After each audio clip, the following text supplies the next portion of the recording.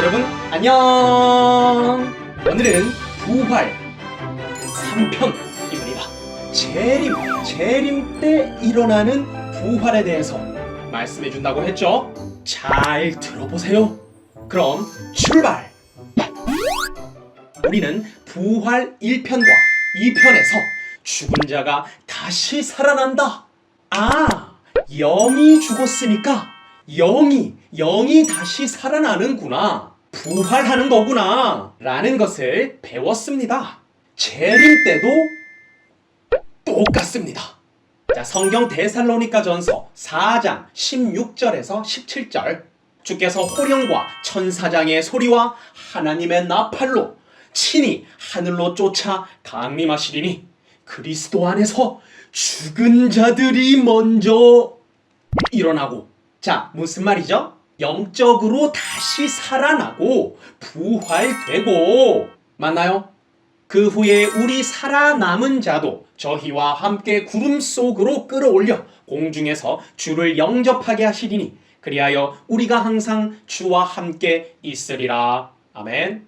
예수님 시대 때처럼 지금도 이 시대도 하나님은 시대 구원자를 통해서 이렇게 외치고 계십니다. 신약이라는 무덤 속에 갇혀있는 자들아, 때가 왔다.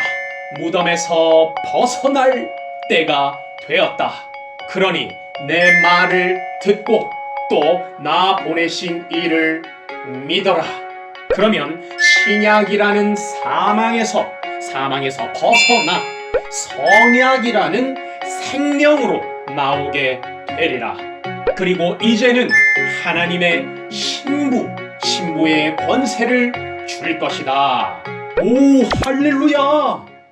자, 부활에 대해서 정리를 하자면 첫 번째, 부활은 영적인 부활입니다. 사망에서 생명으로 나오는 이 부활이 얼마나 중요한지 모릅니다. 왜요? 그 시대 구원자의 말씀을 듣지 않으면 같은 시대에 함께 살고 있지만 생명권으로 살아나지 못해서 육은 보기에는 멀쩡하게 보이지만 그 영은 보다 흑암, 사망의 세계에 거하게 됩니다.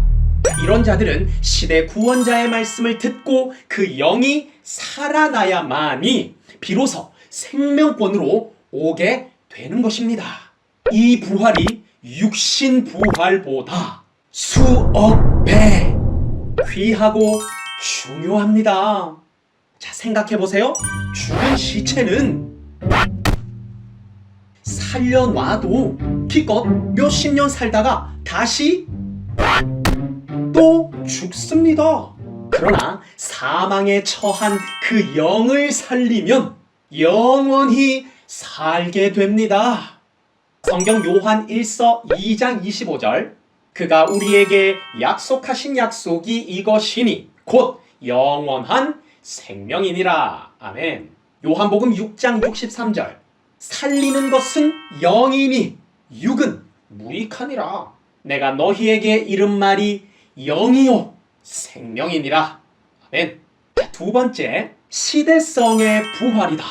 무슨 말일까요? 구약 4000년 사망권 무덤에 살고 있다가 메시아 예수님이 오셔서 선포한 말씀을 듣고 하나님을 믿은 자들은 구약 사망권의 무덤에서 벗어나서 신약 생명권으로 넘어왔습니다. 즉 구약 시대에서 신약 시대로 부활했습니다.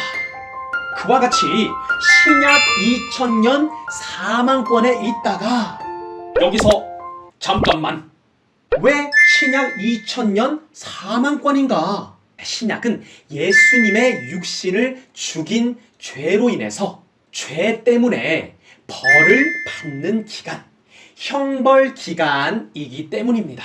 이렇게 사망권에 살고 있다가 시대 구원자가 전하는 이 시대 생명의 말씀을 듣고 하나님을 믿은 자들은 신약 사망권의 무덤에서 성약 생명권으로, 즉 신약 시대에서 선약 시대로 부활했습니다.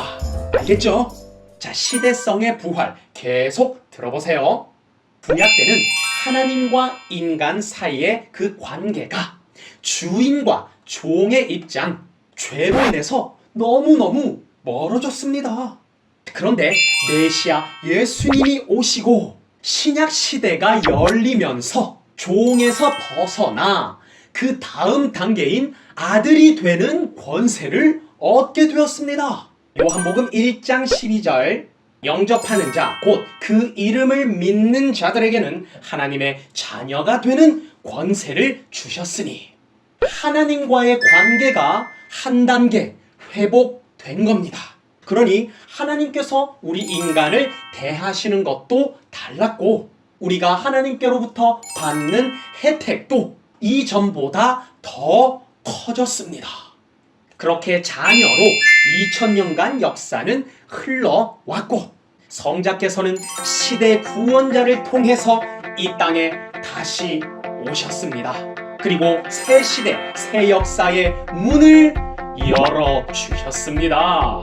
이제는 자녀에서 벗어나 하나님과 우리들이 신랑과 신부의 관계가 되었습니다. 마태복음 25장 1절에서 10절 그때 천국은 마치 등을 들고 신랑을 맞으러 나간 열 처녀와 같다 하리니 밤중에 소리가 나되 보라 신랑이로다 맞으러 나오라 하매 아멘. 이렇게 구약에서 신약으로 또 신약에서 성약으로 시대가 바뀌었습니다. 그에 따라 하나님과 우리 사이도 종, 자녀, 신부로 크게 시대성 부활을 이루게 된 겁니다. 알겠죠? 세 번째, 부활은 변화다. 예수님 때 베드로나 사마리아 여인을 보면 시대 구원자를 만나 그 말씀을 듣고 결국 그들의 삶이 변화되었어요. 이 시대도 그와 똑같습니다. 지금은 하나님과 우리가 최고 사랑의 관계, 즉 신랑과 신부의 관계입니다. 그렇다면 이제 우리는 신부의 모습으로 살아야 되겠죠. 바뀌어야 됩니다. 변화돼야 됩니다. 신랑이신 하나님과 그 수준이 맞는 그런 신부가 되어야 해요. 나의 생각도 변화, 나의 행실도 변화. 그래서 삶이 변화돼야 합니다. 우리가 이 육신을 쓰고 이 땅에서 100년 정도 살면서 더 나은 나를 만들어가는 겁니다. 이것이 보람이요 기쁨이죠. 부활은 변화입니다. 할렐루야! 아멘! 말씀 잘 듣고 있나요? 영적인 부활, 시대성의 부활, 부활은 변화다. 자, 여기까지 말씀했는데요. 자, 마지막 한 가지 더. 우리는 이 성약 역사에 와서 이 시대의 부활을 이루었습니다. 그럼 모든 것이 다 끝난 것일까요? 그렇지 않습니다.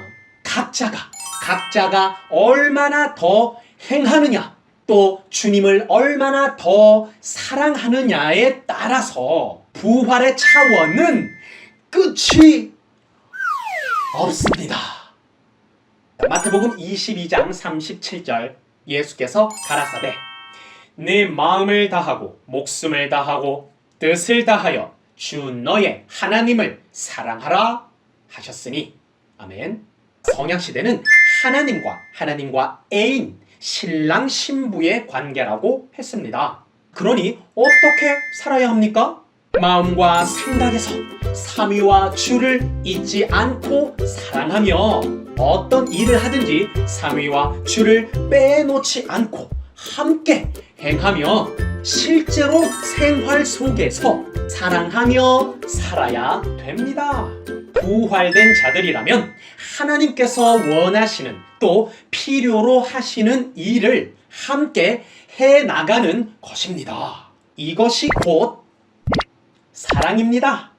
이런 사랑을 해야 더 나은 차원의 부활을 이루게 됩니다. 아멘. 오늘 말씀은 여기서 마치겠습니다. 자, 우리 부활 4편에서 또 만나요.